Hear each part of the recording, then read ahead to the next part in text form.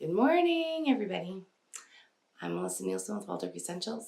It's so funny, I actually was at an event on Saturday for our co-op, for our prospective members, and we were going around and introducing ourselves. And I almost said, I'm Melissa Nielsen with Waldorf Essentials. It was my turn, and I said, I'm Melissa Nielsen, and then I stopped because I almost went the whole way because I'm used to saying that all the time. Anyway, good morning, everybody. I hope you had a wonderful weekend and you're ready to grab this week. And many of you, if you haven't started back to school yet, are starting back to school.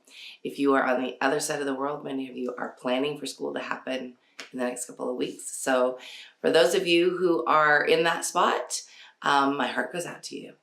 We'll be back to our lessons this week as well. We met 2 last week, but we didn't. We just went and had more fun. So we're going to start back this week. We did some educational things last week, but yes. Anyway, enough of that. So today I thought we would talk about starting a co-op. So before I do that, I want to say that if you didn't catch last week, you want to go back and catch last week. For those of you who are watching this live, last week is available on our YouTube channel. And for those of you who are catching us in the Ask Melissa and Eric Facebook group, you should also be able to find it in the videos section of the Facebook group.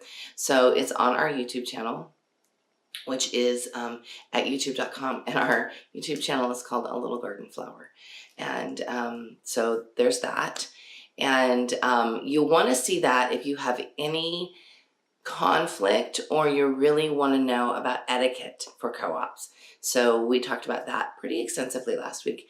Also, we are doing a deep training, and when I say deep, I mean you get a 32-page ebook, and we are spending 2 hours, if it takes that long, on going deep into your questions about starting a co-op, maintaining a co-op. What do we use for organization, like communication? Because I will tell you, we're not on Facebook for our co-op. We have a Facebook page for our community. It is not how we interact with our members. So we'll go deeply into what we use, how we use it, what roles we have going on in our co-op, how we get everything done that we get done, who manages the money, how the money is managed, all the things that we pay for in our co-op. We're going to go deeply into that in this training. So if you are either a co-op leader or you want to be a co-op leader, you want to get a co-op up and going, I highly suggest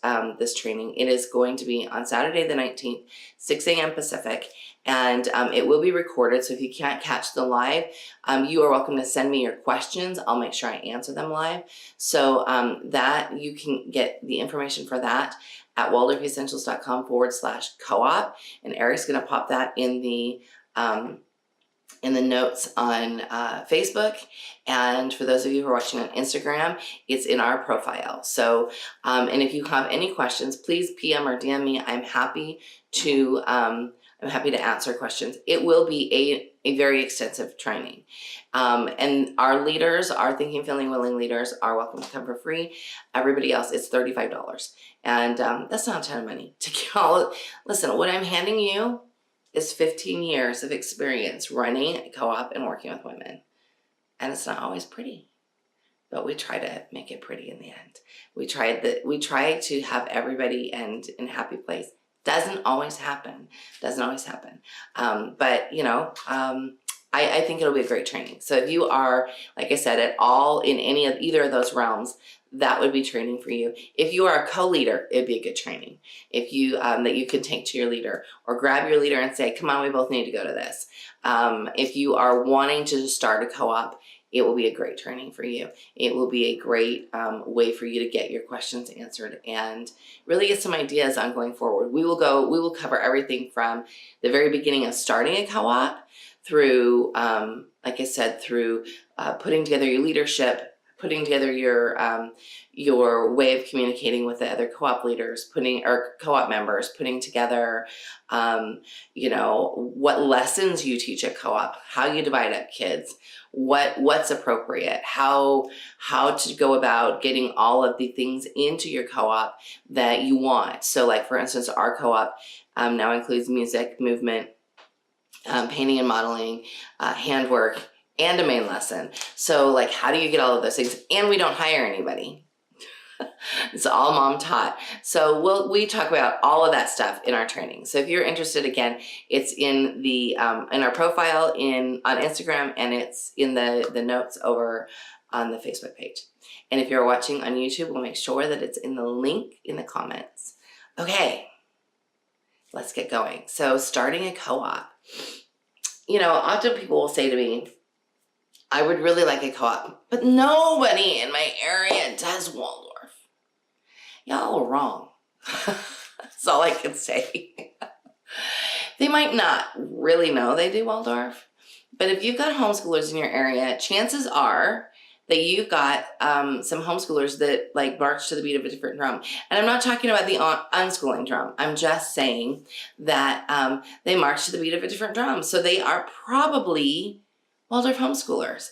They might not, they might not follow a Waldorf curriculum, but maybe they're doing classical conversations, but they're doing it way differently than maybe the rest of their group, and they're not feeling right about bringing everything all at the same time or about pushing all these academics early. Chances are you've got somebody in your area. Why do I say that? Well, when we lived in a tiny Idaho town, I'll back up. When I first moved to Idaho, so I'll back up even more from that. When I started my first co-op, we lived in Utah. I lived in Utah with my ex-husband, my 3 older children, and knew we were homeschooling Waldorf and just really needed community. I was in the very beginning of my journey. I needed like mentorship. I needed other moms to rub elbows with that were on the same path. And so I hunted and hunted, and I found a co-op. And it was a great fit for my heart, but they didn't have any openings. So we had gone to a couple of their events, and then the leader came to me and said, we just really don't have any room right now for an extra family. And I was like, that's not going to deter me. So I started my own. And what was beautiful about it is, and that was in Salt Lake City, Utah, very large city. I don't know how many millions of people are there in Salt Lake. Not a million. Not a million, but probably 800,000. 700,000? Maybe in the whole area. A lot. So there were a lot of people there. Not a gigantic city like, say, San Diego, which is like the 8th largest city in the U.S., but a pretty big city. And at the time I thought, well, there's more people that want to be in your group, and you all can't support it, so I am definitely going to start my own. So I did. And what we had was a very beautiful relationship between the 2 groups. So between the 2 groups, we got together for some festivals. We got together for some mom events. We had a good time together. And so you can have 2 groups, and it doesn't have to be rival. It can just be that the moms that want to go to one, and the ones that want to come to the other, come to the other. And that's what we had. In fact, I remember the first co-op name, and it was called Hobbit's Hollow. And it was like forever ago. I was thinking Eleanor was just barely walking, and so that would have put Jacob around 3 and Harry around 5. And here's what I really remember from that, is that we had enough people from those 2 co-ops that we had Barbara Dewey come as from Waldorf Without Walls and teach us. And I remember that being such an eye-opening experience for me. And she and I still have a great relationship today. I remember really just soaking it all in. And that was because we had a group of moms that came together and really wanted to start a co-op. And so what I want to tell you is, if you feel like you are all alone in Iowa or all alone in Massachusetts or wherever it is that you live, in, overseas, wherever it is that you are, there are others. If you've got homeschoolers, it's likely that there's somebody that's Waldorf. And even if they're not currently doing Waldorf, they've heard about Waldorf. You can't be a homeschooler for a really long time and not know about Waldorf, because we're kind of out there and we stick out like a sore thumb, and it really is, it just behooves you to go look. So where do you look? when I moved from Utah, where I had this great little bustling community, to Idaho, we moved to a tiny town in Idaho. And not the tiniest, because we lived in the tiniest town later, but the small town, 50,000 people, probably on a good day, in Idaho Falls. And I was there for a couple of weeks, and I thought, okay, I need some friends. I need some friends. At the time, Eleanor was over a year, but she was still nursing. So I decided I was going to, and I had some Leche League certification. So I was doing some lactation work when I lived in Utah. So I thought, well, I'm going to go check out Leche League because there's crunchy moms there. Always, always. So if you're a crunchy mom looking for other crunchy moms, go to Leche League, even if you don't have a nursling still. Go hang out and figure out if those women are women that you can talk to. And so that's where I went. I went that first night and I introduced myself and I talked about how I was a Waldorf homeschooler.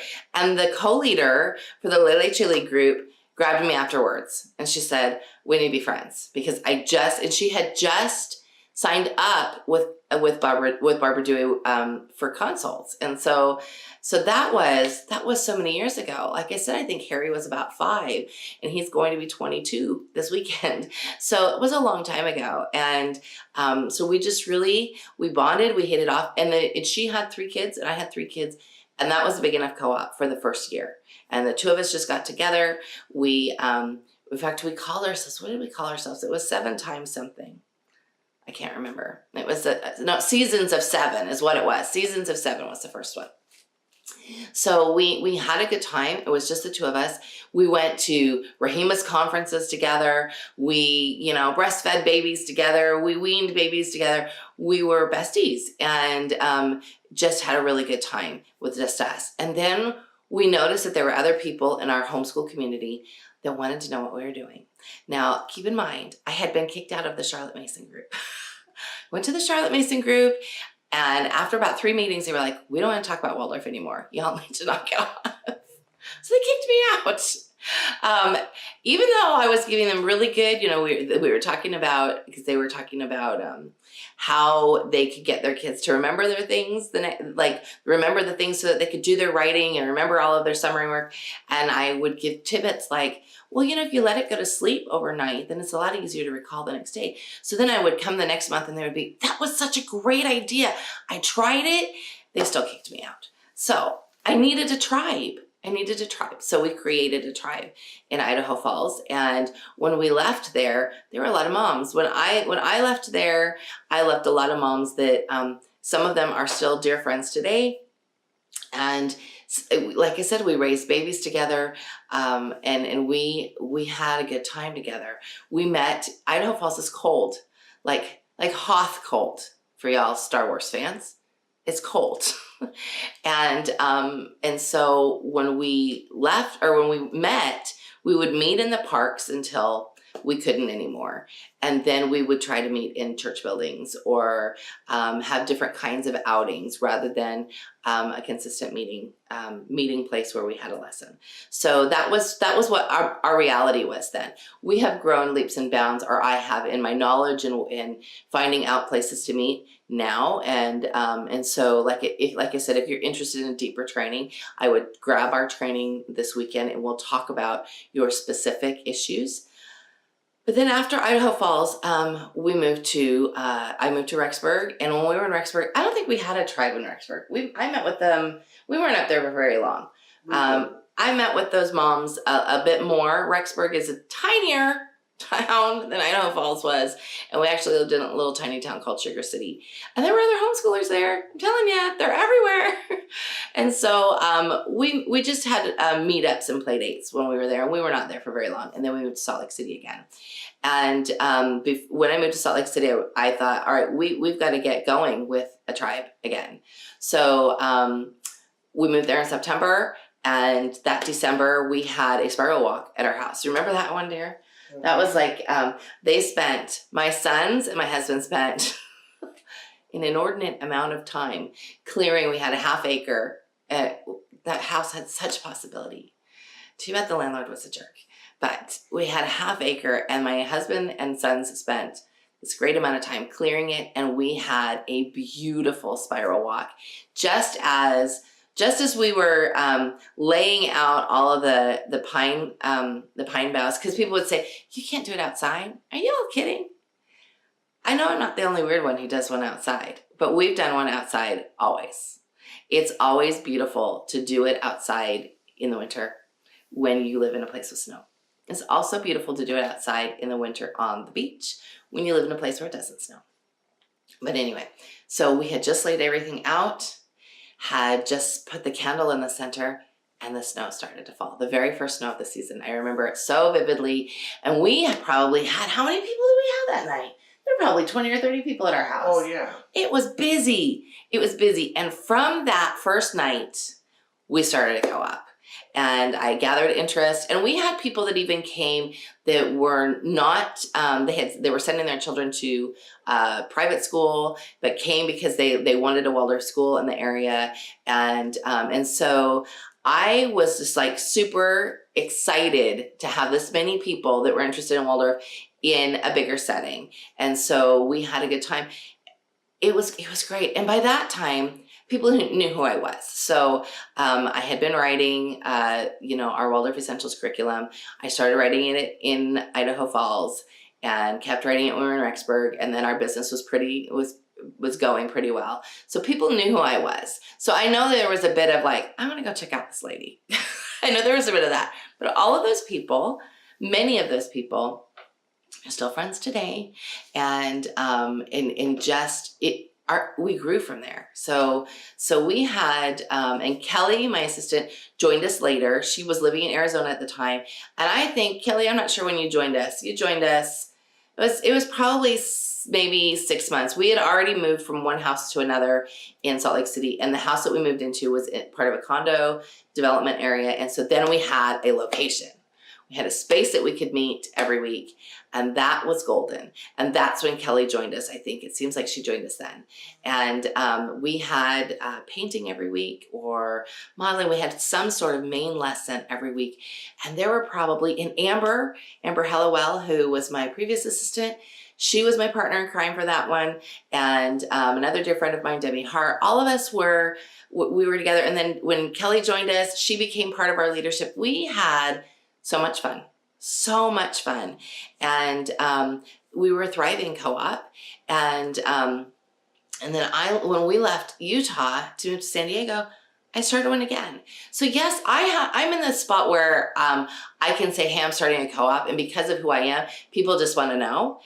But I haven't always been in that spot. And now you have the beautiful internet to help you.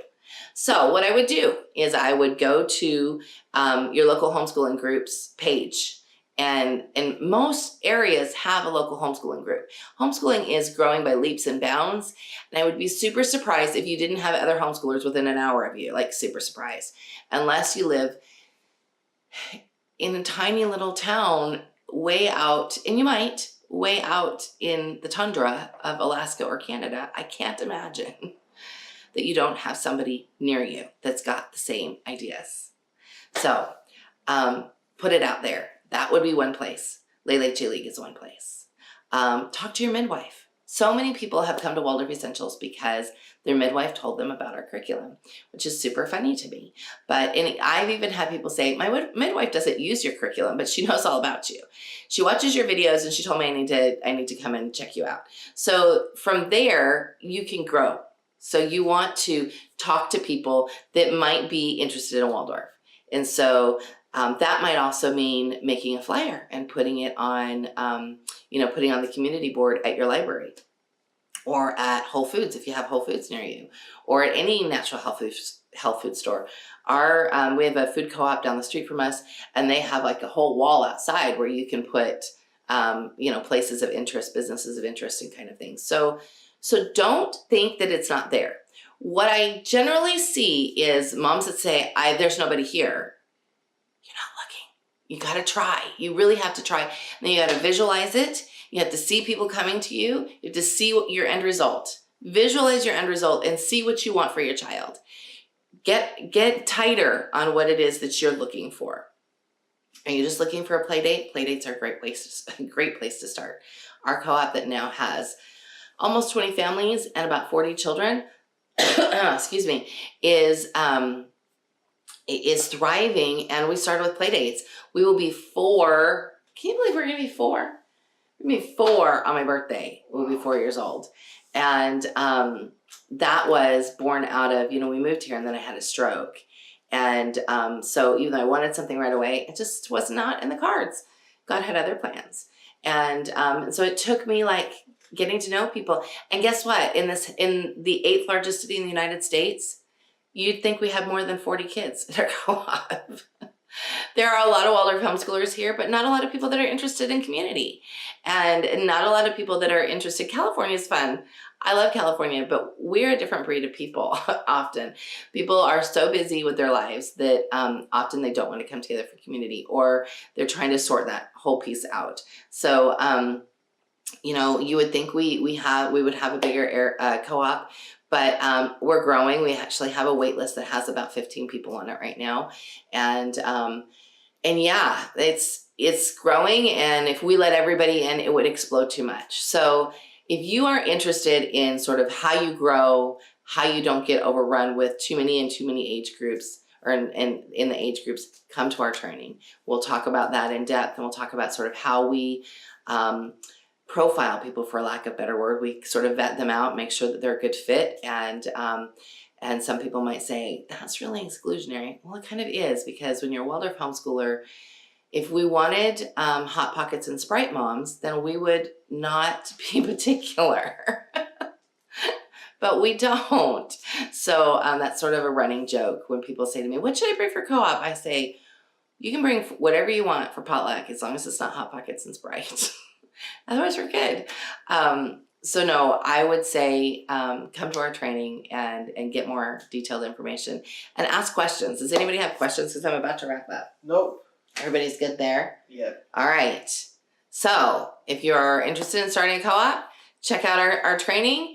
And if you're in a co-op, all I can say to you is love your leaders. Because even if you don't think they're doing a great job, they have a gigantic burden of making sure that everybody is happy and everybody gets their stuff done and everybody shows up for circle or lesson or whatever it is that you have. They have a gigantic burden. So ask for ways to help before you find ways to be critical, and really look to support your community rather than pulling it apart. Don't do end runs. Don't go behind your co-op leaders' backs. Don't be nitpicky. Ask questions before you get frustrated, and just find ways to help, because I think it's super helpful when everybody can come together. It's honestly so beautiful. We just had and we have 2 meetings a year, so I guess that would be a semi-annual meeting at the beginning of January. And I love rubbing shoulders with these women that I wouldn't have known otherwise, just because we just wouldn't have come together otherwise. We live in many different geographic locations across San Diego County, and I stood there in awe. So those of you who are listening that are part of our co-op, I love you all. We have a lot of moms that are in the Waldorf online community that are part of our co-op, and I just am super thankful for all of the shoulders I get to rub every week. And so all I can say is, if you're part of a co-op, tell your leader, text your leader today and say, I appreciate you, because we have a hard job. And I know that all of our co-op members appreciate us.